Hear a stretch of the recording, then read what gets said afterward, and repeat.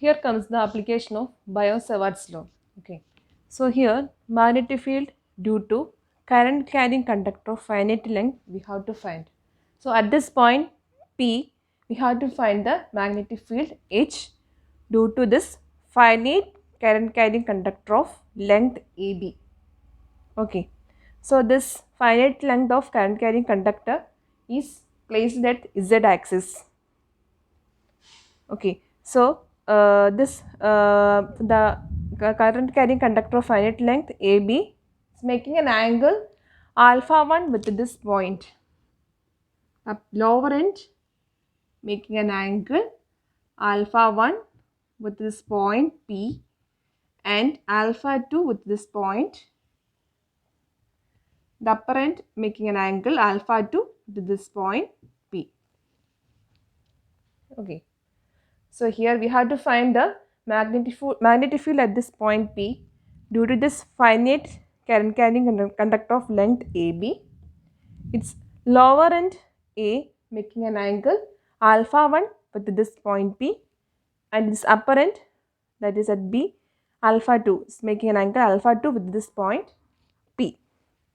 Okay. So here in order to find the magnetic field at this point P, we can apply Biot-Savart's law. So this, according to Biot-Savart's law,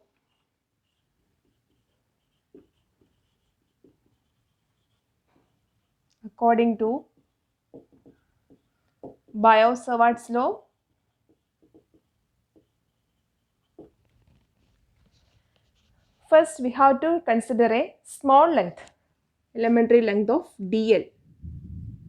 We can apply Biot-Savart's law here. So consider a small elementary length dl. We have to find the intensity dh due to the small finite length dl. Due to this small finite length dl, we can find the magnetic field dh at this point P, and this dl making an angle alpha with this point. Okay. So already we found out what is Biot-Savart's law. So what will be the equation? We can find the dh, magnetic field intensity at point dh can be found by current element is IDL cross R. R is the distance from this current element dl. IDL cross R divided by 4 pi into R cube.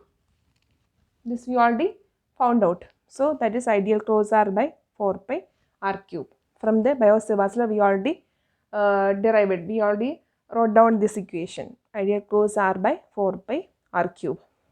Now we can find what is this R. Say take this distance OH as rho, because we have to find the intensity due to this length of AB. So in that case we can assume this as a cylindrical system.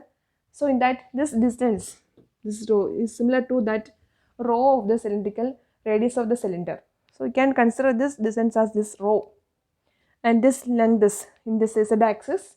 So this rho is the radius of the cylinder. Similar case we can apply here. This distance we can take it as rho. Okay. So this length, this is in this z direction is in this direction, but we know that the rho distance rho is from the center O, so will be in this direction. So consider this right angle triangle, this triangle. So it will be like this. This is O, this is point P, and this is finite length. This is considered as D, that is this length DL, and this is the R. Here the direction is, this direction is upward direction, but rho direction is rho, this rho is in this direction, and this R is in this direction. Okay, all these are vectors, rho, and this is Z, and this is R. And we have to consider this DL is at a distance of Z from this center. DL we have to consider this finite length, small elementary length DL at a distance of Z from this O. Okay. So this is Z and this triangle. So this is Z and this is R and this is rho. For vector addition, we can consider this how we can add all these vectors. So consider a vector like this. Suppose a vector A, this is vector B. So vector addition A plus B means will be in this direction. A plus B means in this direction. Similarly, if you consider this direction of this will be, how we can write by vector addition? This we can write it as minus of rho, that is, this is rho is the length, this length. If we consider this is a vector, we have to write as rho minus of rho A rho. Then this Z will be in the same direction, this upward direction of the vector. So it will be the plus Z AZ. Okay, that will be in the Z direction. So this is the length Z. Z AZ will be the vector, which will be equal to vector addition. After if you apply the vector addition, this R should be comes to in this direction. But here we are taking the direction of R is downward direction. So this R becomes minus of R. This vector R becomes minus of R. So from this we can write R. What is R? Vector R will be rho A rho minus Z AZ. Okay, we got R as rho A rho minus Z AZ. That is this vector R will be given as will get us R is equal to rho A rho minus Z AZ. Now we have to find what is DL. DL is small finite length. DL will be at a position of the distance Z from this O, that is 0, 0 Z position. So the DL can be found by, that is differential length of this DL can be found by dz az. In cylindrical system, this differential length is here the point, this point 0, 0 z. This DL is dz az. Okay, now we have to find the DL cross R. So in order to find we have to apply the Biot-Savart's law. In that we have to find this DL cross R. So cross product of this differential length DL and vector R. So first row becomes the unit vectors A rho, A phi, AZ, and second row DL will be DZ AZ. So this will become 0 and this becomes 0. Here it becomes DZ. Now R. So the coefficient of A rho is rho. Second A phi 0. Here it is minus of Z. So by taking the determinant of this matrix, what you will get? This in first element A rho, when multiply this becomes 0 and this becomes 0. Then minus of A rho into 0.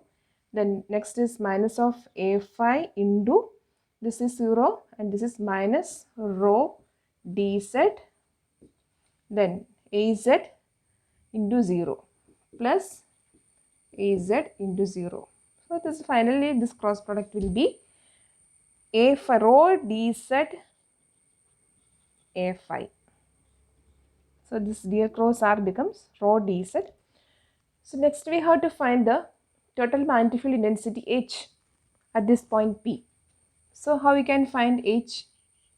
H can be found by integrating dH. So integrating dH. Now we can apply the equation for dH.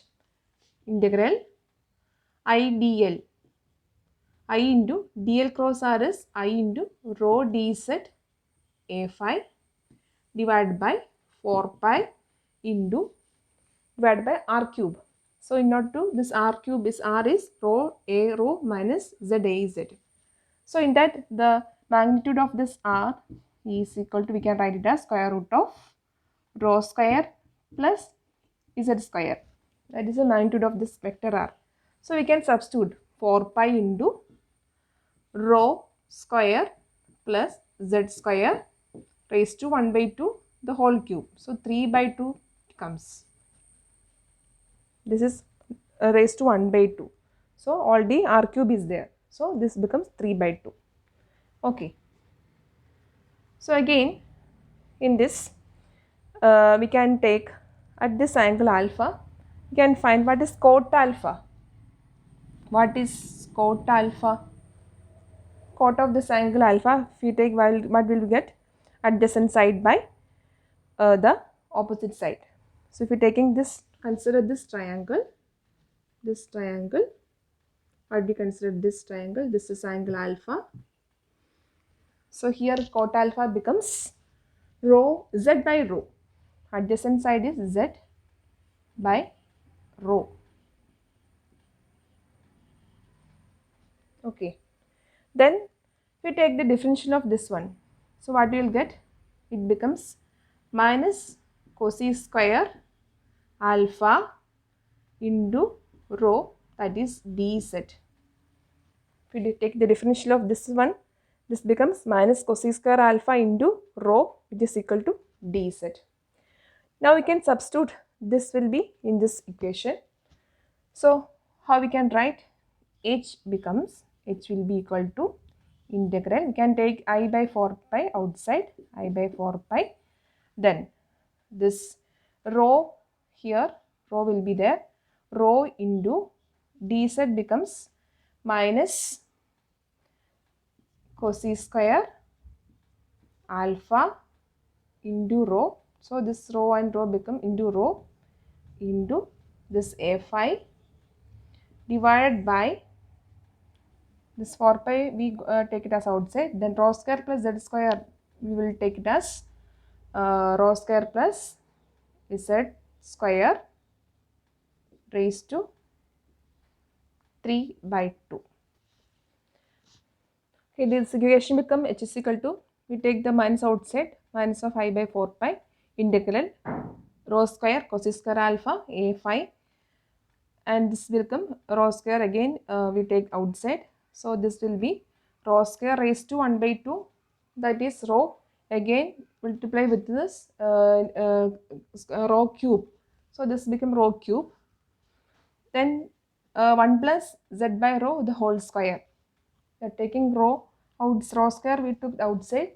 So this become 1 plus z by rho the whole square raised to 3 by 2. Okay. Now we can apply the limit. Limit is from this finite length. We have to find the density due to this finite length. It's making angle alpha 1 and alpha 2 with this point P. So the limit is from alpha 1 to alpha 2.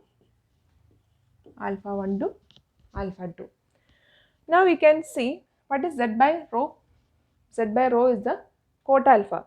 Then what is 1 plus cot alpha the square? 1 plus cot square alpha is cosine square alpha. So you can substitute here, that is minus I by 4 pi integral alpha 1 to alpha 2. This becomes 1 by rho into, this becomes cosine square alpha a phi divided by 1 plus cot square alpha, that becomes, this is 1 plus z by rho is cot alpha, so that square is cot square alpha raised to 3 by 2, right? Again this becomes minus I by 4 pi integral alpha 1 to alpha 2, this is cosine square alpha, we can take rho the outside, this is a phi, 1 plus cot square alpha is cosine square alpha raised to 3 by 2. Again raised to 3 by 2 means this square and this will be cancelled. The remaining is cosine cube alpha. So this becomes cosec cube alpha. Okay. So this will be cancelled. So this will be remaining is minus I by 4 pi rho integral alpha 1 to alpha 2 1 pi cosec alpha a phi. So 1 by cosec alpha, we know that is sin alpha. It's equal to minus I by 4 pi rho integral alpha 1 to alpha 2 sin alpha a alpha d alpha a phi d alpha. The sin alpha you got as 1 by cosec alpha. So now integrate. So what do you get? Minus I by 4 pi rho. Integrating the sin alpha becomes AFI, we can take outside AFI. This will become minus cos alpha. Integrating from alpha 1 to alpha 2. So substitute the limits. So what you will get? This I by 4 pi rho AFI into cos of alpha 2 minus cos of alpha 1. So this is the H. H is will be equal to I by 4 pi rho cos alpha 2 minus cos alpha 1 A5. So this is the intensity at this point H due to this finite length AB. This is the intensity equation. H is equal to I by 4 pi rho cos of alpha 2 minus cos of alpha 1 A5. Here in this equation we can see the direction of this intensity is along this A5. That is at this point P, this direction of its intensity is along the circular path. That is A5 along this circular path. So that's why this intensity is any length. If it is any length, this direction of this magnetic field intensity along this circular path. Next, we can consider the special cases of this. Due to the current carrying conductor, we have to find the special cases of this magnetic field due to current carrying conductor finite length. Here we found the magnetic field intensity due to the finite length of length AB. Here next we have to find the, if we have a conductor of semi-finite length, that is this point A is at origin O and this point B it is at infinity. That is for this case, special case as is semi-finite length. So in that case, A is at origin O, that is at position 0, 0 and B is at 0, 0, infinity. Okay. So in that case, what is angle of alpha 1? This A is at this origin means alpha 1 becomes, this angle will be 90 degrees. So alpha 1 becomes 90 degrees. And what about this angle? This is at 0, A is at 0 and this angle from this length and this angle will be at 90 degree and alpha 2 will be, this is B as at very infinity distance, not at this point B, this is very infinity. So that means this angle alpha 2 becomes 0. Okay. So then substitute this values in this equation. H will be equal to I by 4 pi rho cos of alpha 2. Cos of alpha 2 is cos of 0 minus cos of alpha 1 is cos of 90 degrees into A5. So this becomes I by 4 pi rho. H becomes I. Now second special case, that is the conductor having infinite length. Infinite length. So in that case, what is the positions of this A and B? A will be at minus of infinity, that is 0, 0, minus infinity, and B is at position infinity plus infinity, 0, 0, plus infinity. So in that case, what will be the alpha 1 and alpha 2? Alpha 1 will becomes, this will be 180 degree. This point A will be minus of infinity means this angle, that becomes 180 degree and alpha 2 becomes again that same 0 degrees.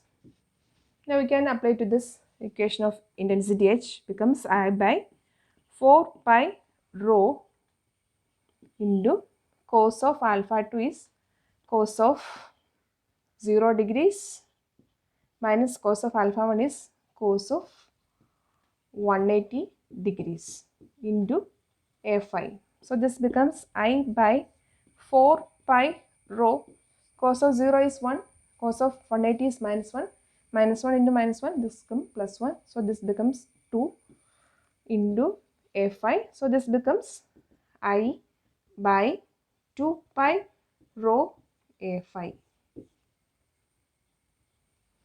So if we have find a density at any point due to finite length, density, magnetic field density due to a finite length of conductor. So not at this point P, finite length, infinite length. So in that case, we have the equation of intensity H is equal to I by 2 pi rho